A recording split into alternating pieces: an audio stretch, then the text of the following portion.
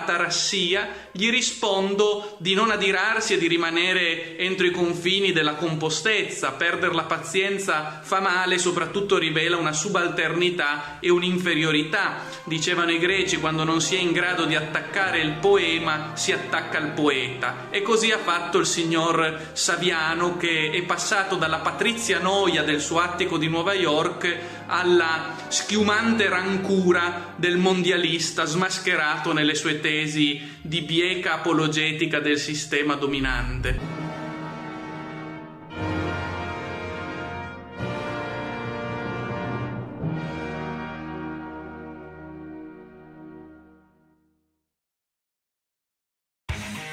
Va ora in onda Giustizia è fatta.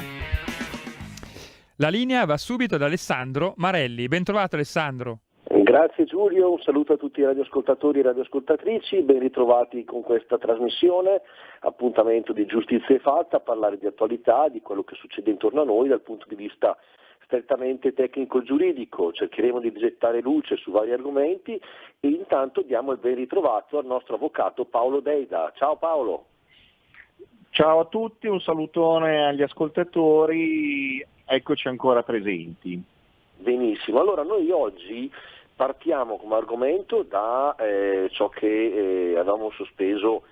la volta scorsa, che era sicuramente una cosa molto interessante, attuale per tanti nostri radioascoltatori. Dopodiché potete intervenire allo 02 6620 3529 per farci domande sia su questo argomento che su altre cose e noi cercheremo di dare una risposta nel corso della trasmissione. Allora, caro Paolo, usufrutto, nuda proprietà, parliamo di questioni legate alle normative degli immobili e cosa sta cambiando, com'è la situazione e che prospettive ci sono per coloro interessati a questo tipo di argomento, gli immobili, le case, i condomini, eccetera, eccetera. Molto bene. Sì, buonasera a tutti. Allora, mi sono imbattuto ultimamente in una pubblicità di un noto immobiliarista italiano che indicava quali fossero i vantaggi di una vita serena di persone ormai di una certa età, approfittando appunto di alcuni strumenti giuridici che sono, direi, a volte anche vantaggiosi, e pertanto di valutare la possibilità di vendere la nuda proprietà del proprio bene immobile o meglio di concedere l'usufrutto a persone o meglio con la possibilità delle persone di poter avvalersi dell'usufrutto e quindi di non vendere il proprio immobile ma di poterlo godere come se ne avessero la piena proprietà con dei particolari distinti. Allora, mi spiego bene, vedrò di essere un po' più un po' più leggero nella definizione e far capire questi due concetti. Allora, noi nelle grandi città gli immobili che abbiamo siamo di solito conosciamo la circostanza che se vogliamo vendere un immobile andiamo da un notaio, facciamo un contratto, lo vendiamo, prendiamo i soldi e però chiaramente non abbiamo più casa. Allora, soprattutto in momenti in cui invece la casa è un elemento necessario per la vita di ognuno di noi, ma purtroppo le difficoltà della vita non ci permettono di avere quelle rendite che si potevano godere in gioventù, oppure abbiamo bisogno di soldi per poter affrontare le difficoltà di un momento storico in cui l'economia è messa sotto pressione e quindi anche i guadagni non sono più quelli di una volta e le rendite pure. Questo invito che ha fatto l'immobiliarista tramite la pubblicità può essere accolto come un elemento o meglio come una possibilità di cambiare la propria situazione economica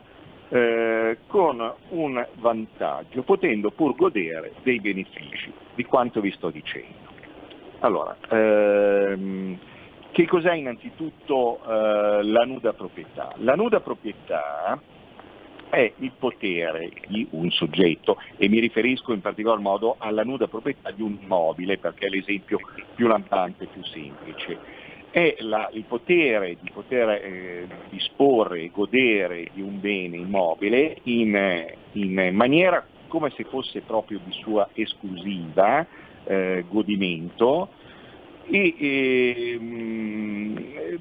però questo potere viene limitato ad un potere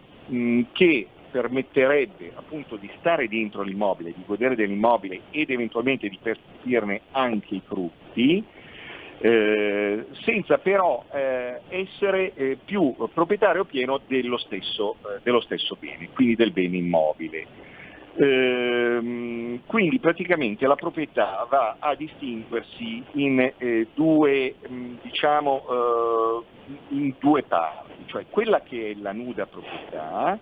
che rimane in capo ad un soggetto, e quella che è l'usufrutto, cioè l'opportunità che ha colui che è dentro il bene immobile di poterne godere e di poterlo vivere come se fosse la propria casa, ma pur non essendone però un pieno proprietario. Quindi questa distinzione permette a chi è dentro questo immobile, per cui all'usufruttuario, ovvero la persona che può gestire ed avere pieno possesso del bene, di poter vivere continuamente in questa abitazione, e con la possibilità poi di ottenere un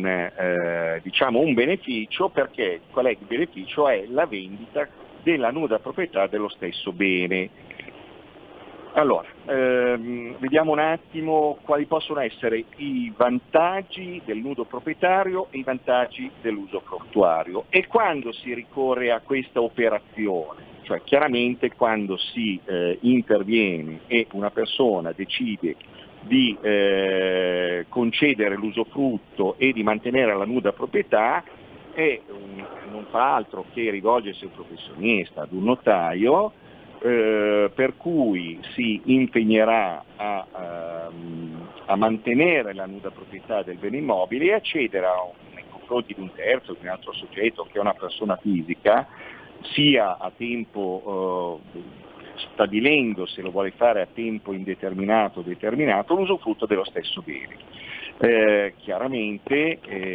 l'usufruttuario quindi potrà godere, stare dentro la casa fino alla propria morte, oppure se avrà stabilito un tempo ben determinato, cioè fino ad un termine che avrà stabilito con colui che è il nudo proprietario. Questa discrasia, cioè questa distinzione quindi di situazioni giuridiche, permette, e faccio un esempio classico, ad una coppia di signori anziani che magari intendono, in cui manca la liquidità e sono proprietari di un bene immobile, possono così cedere la nuda proprietà del bene immobile a dei terzi, cioè vendono la nuda proprietà ad altre persone, mantenendo a loro volta l'usufrutto dell'appartamento e quindi potendosi garantire dell'appartamento fino alla fine della loro vita. Cosa succede? Che chiaramente se vendono la nuda proprietà viene a questi ultimi pagata da un potenziale acquirente secondo un valore che naturalmente non può essere un valore pieno di mercato del bene immobile come se fosse una semplice compravendita, ma su un valore che viene calcolato secondo determinati parametri, ed in primis a partire da una perizia di stima di questo bene immobile, che poi viene sulla base di questa stima vengono calcolati dei parametri che sono stabiliti solitamente in alcune tabelle ministeriali, cioè tabelle che sono pubblicate dal Ministero dell'Economia e delle Finanze in Gazzetta Ufficiale, e così moltiplicando poi per un tasso di interesse legale, eccetera, vengono indicati i coefficienti che sono anche riferiti sostanzialmente però all'età dell'usufruttuario. Mi spiego meglio. Più è alta l'età dell'usufruttuario, cioè di colui che poi si garantisce il possesso del bene, il godimento del bene spesso, e meno è la differenza tra il valore di mercato e il valore della nuda proprietà. Cioè,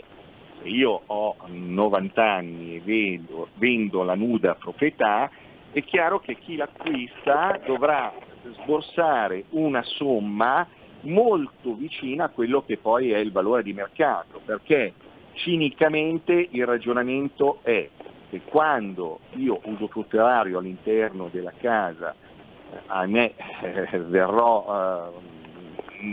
lascerò la terra, cioè morirò, il nudo proprietario potrà riprendere il bene, cioè l'immobile, e diventerà proprio, cioè recupererà la piena proprietà del bene immobile e quindi potrà fare quello che vuole. Mentre se naturalmente l'età dell'usufruttuario è più giovane rispetto ai 90 anni, chiaramente il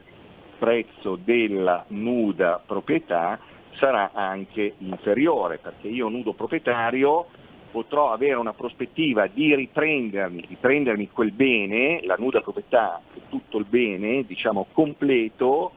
in un lasso di tempo molto lontano, perché chi è dentro, l'usufruttuario, potrà goderne e stare parecchi anni, stante appunto l'età e la possibilità di vivere ancora, l'età media, e di vivere ancora quindi all'interno dell'immobile. Quindi, detto ciò, quali sono i vantaggi per chi vuole acquistare una nuda proprietà oppure dell'usufruttuario? Chi vuole acquistare una nuda proprietà può, con una somma di denaro che è inferiore a quella di un reale prezzo di mercato, acquistare un bene immobile di cui non ne avrà però un utilizzo immediato, perché dentro ci saranno delle altre persone, ovvero gli usufruttuari. Però col tempo questo immobile e anche questo valore della sua nuda proprietà acquisirà un vantaggio, una maggiorazione, un valore maggiore, finché l'usufruttuario, che è dentro a tempo diciamo indeterminato, ma che comunque l'usufrutto non potrà andare oltre l'età, la propria morte, voglio dire, non potrà essere ceduto ulteriormente, e quindi in questo modo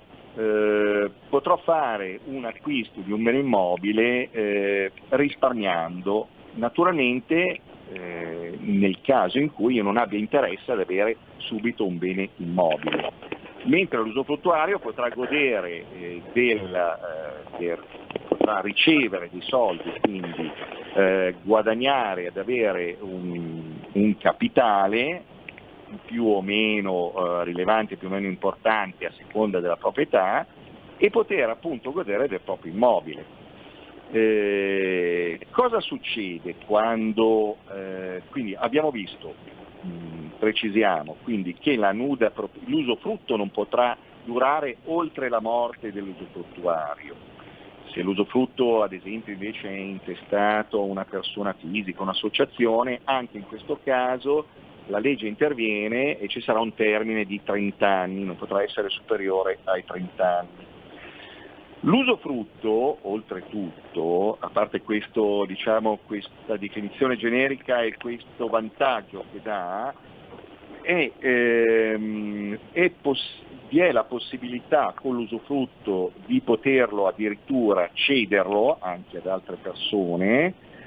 e addirittura se nel momento in cui si stabilisce il contratto si potrebbe anche mettere una clausola accrescimento reciproco, cioè cosa vuol dire? Che facciamo l'esempio di una coppia per cui la coppia che sta all'interno di questo immobile ha una differenza di età e però con l'usufrutto vuole garantire l'abitazione, cioè di poter stare dentro l'immobile finché tutti i due coniugi non muoiano, quindi se un coniuge dovesse morire prima, cosa succede? Che in teoria se uno dei due coniugi muore, la propria quota di usufrutto dovrebbe ritornare al nudo proprietario. Ma per garantire invece che l'intero bene immobile possa essere di godimento anche all'altro coniuge che sopravvive alla morte del marito o della moglie, vi possono essere delle clausole di accrescimento reciproco, nel senso che l'usufrutto potrà essere non solo su una quota ma sull'intero bene, cioè sull'intero quota dell'immobile, e quindi potrà andare a vantaggio anche al coniuge che rimarrà in vita. Inoltre, voglio dire, questo è anche definito come usufrutto congiunto, cioè dando proprio la possibilità a tutte e due le persone che sono all'interno di poter godere dell'usufrutto fino alla loro morte. Quindi anche queste clausole che possono essere indicate nel potenziale contratto di costituzione dell'usufrutto possono portare o dare dei vantaggi alle persone che sono all'interno, soprattutto a delle persone sposate, quindi a marito o moglie. Vediamo adesso invece quali possono essere i vantaggi sotto il profilo invece di ipotetici risparmi e delle spese che si possono avere nei confronti del condominio. Ipotizzando che l'usufruttuario possa godere di un bene che è all'interno di un condominio, il fatto che lo stesso usufruttuario non sia quindi pieno proprietario comporta anche delle differenze per quanto riguarda le spese che dovrà affrontare nei confronti del condominio. Questo cosa sta a significare? Che mentre per l'usufruttuario, soprattutto a seguito della recente legge del 2012, in cui ha modificato appunto che è stata la riforma del condominio, questa riforma non solo ha chiarito e ha dato comunque una definizione, ha definito in maniera molto precisa quali sono le spese a carico dell'usufruttuario e quelle a carico del nudo proprietario, ma ha anche stabilito un principio però importante di cui bisogna tenere conto. Allora, l'usufruttuario in linea generale dovrà pagare tutte quelle spese che riguardano l'ordinaria amministrazione del condominio, ovvero le spese di manutenzione ordinaria. In questo caso quindi sono tutte a carico dell'usufruttuario, mentre le spese straordinarie vanno a carico del proprietario. E quindi questo è anche un alleggerimento per quanto riguarda le spese dell'immobile, però ripeto, non dimenticatevi che quelle ordinarie sono sempre a carico dell'usufruttuario. In più la legge ha previsto, sempre quella del 2012, la riforma del condominio, che il nudo proprietario e l'usufruttuario rispondano solidamente per il pagamento dei contributi dovuti all'amministrazione condominiale. Quindi in questo caso di cosa bisogna tenere? Che in ogni caso il condominio, se l'usufruttuario non paga, potrà rivolgersi al nudo proprietario e in caso analogo o contrario potrà rivolgersi all'usufruttuario. Quindi ciò vuol dire che le spese condominiali debbono essere comunque in ogni caso pagate, se no il condominio potrà fare causa nei confronti sia dell'usufruttuario che anche del nudo proprietario. Un altro aspetto invece per quanto riguarda le spese che possono essere a carico dell'usufruttuario, bisogna ricordare che l'usufruttuario nel momento in cui è tale deve agire secondo il cosiddetto principio del buon padre di famiglia e mantenere la destinazione d'uso o la destinazione economica del bene. Cioè, cosa vuol dire questo? Che se tu vivi all'interno di un appartamento comunque dovrai adottare tutte quelle attività, fare tutte quelle attività, cioè dovrai mantenere il bene, la casa, per la destinazione che ha, quindi se ad uso abitativo dovrà rimanere ad uso abitativo, dovrai conservarla, quindi dovrai stare attento alle opere di manutenzione interna dell'impianto idrico, dell'impianto elettrico, quindi dovrai, tra virgolette, curare il bene, anche se non è poi legalmente più tuo, tu ne hai solo la disponibilità al possesso. Perché? Perché se tu all'interno dell'appartamento dovessi lasciare andare, cioè quindi non seguire, non più gestire l'appartamento, il nuovo proprietario potrebbe anche chiederti il conto del tuo comportamento e quindi sarai anche chiamato a quelle spese straordinarie, ma che riguardano però la manutenzione ordinaria del tuo appartamento, che non è stata mantenuta nel buon uso proprio per un tuo comportamento incauto o comunque non corretto. Quindi anche questo aspetto che riguarda la divisione delle spese condominiali potrebbe essere anche un elemento di scelta o di valutazione se optare per appunto una scelta nel mantenere l'usufrutto e vendere la nuda proprietà. Altri aspetti possono riguardare chiaramente anche, aspetti importanti possono riguardare anche il pagamento di quelle che sono le tasse relative all'immobile, allorché vi sia stata la divisione tra nuda proprietà ed usufrutto. Naturalmente la legge prevede che per quanto riguarda i costi fiscali, chi è usufruttuario sarà chiamato chiaramente a pagare e a dichiarare tutti quei vantaggi, quei redditi che possono riguardare i frutti della casa, così che anche l'uso proprietario sarà obbligato a dichiarare ai propri redditi il cespite della nuda proprietà, perché comunque sarà chiamato a pagarne una tassazione che naturalmente, anche se non sarà piena come se fosse pieno proprietario, ma dovrà dichiararla al fisco e pertanto attenzione, chi vorrà optare per questa scelta dovrà fare anche una valutazione per quanto riguarda appunto le spese e la gestione della nuda proprietà dell'usufrutto nei confronti dell'erario. Ecco Paolo, devo purtroppo interromperti perché ancora una volta il tempo è tiranno, siamo in chiusura.